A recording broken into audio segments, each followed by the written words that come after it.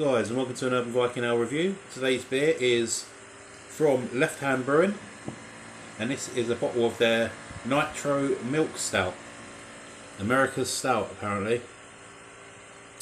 Now, I did have a little look online at some of my past reviews because I've been doing so many, so I don't always remember every beer I reviewed. And back in, it must have been about 13-14 years ago, I reviewed this beer, but the beer that I had then just said Left Hand Brewing Milk Stout. It didn't say it was a Nitro, so I'm assuming this is the different take on it because it's the same ABV, 6%. So we'll see. I'm going to see if it's a Nitro. I'll pour it in the glass fast just to see what happens. Well, it hasn't fizzed up, so let's see.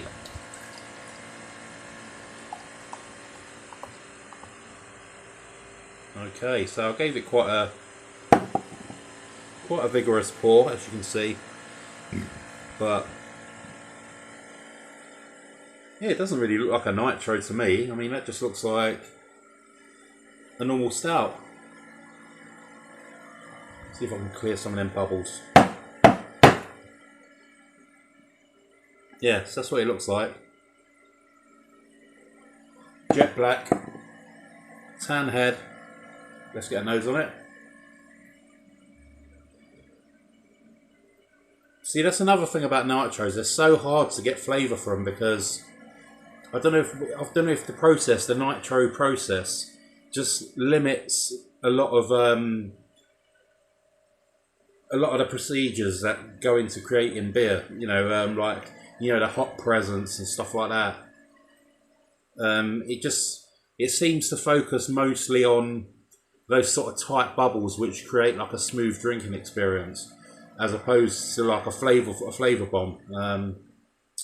So with stouts, I think it's good they stick to stouts when it comes to Nitros.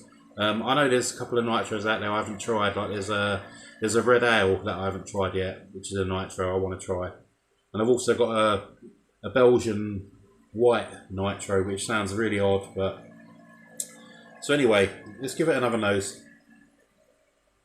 Yeah, it smells like I mean, it smells like your sort of typical sort of Guinnessy sort of smell. I mean, you're getting like a little bit of earthiness, a little bit of coffee, maybe a very mild bit of chocolate, but there is a sweetness coming through.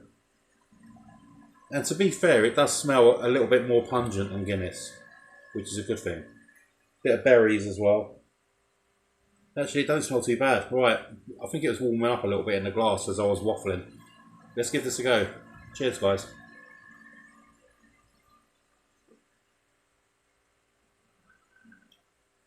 Oh.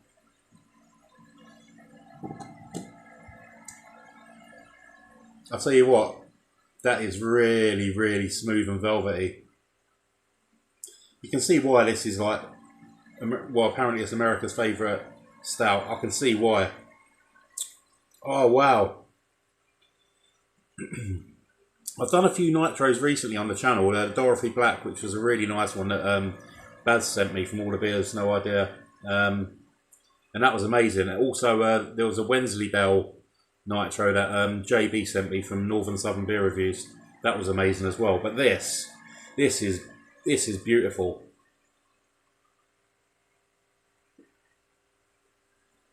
The moment it hits your tongue, you get like a nice berry chocolatey sweetness. It's not huge, but it's lovely. It greets you. It's a lovely sort of greeting to the beer, and it's lovely and smooth. Those Nitro bubbles are doing the business. It's just so velvety and creamy, and then that fades, and then you get the chocolate and coffee coming through. Again, they're not huge flavours at all, but they are there.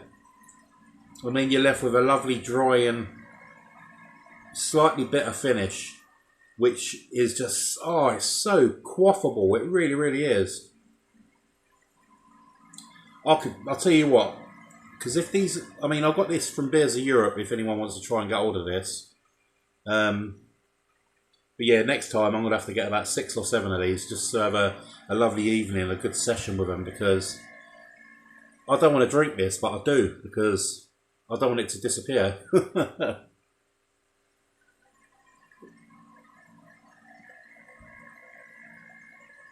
Yeah, that's perfect.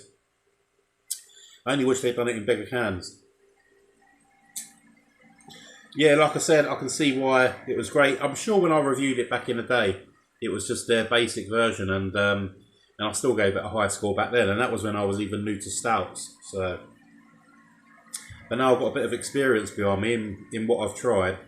This is the best Nitro I've ever tasted.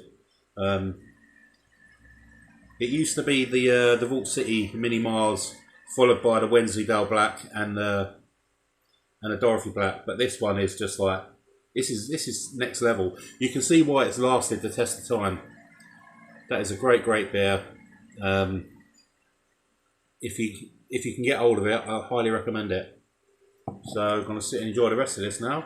So thank you very much for watching, and I'll see you again soon for an Urban Viking Ale review. Cheers.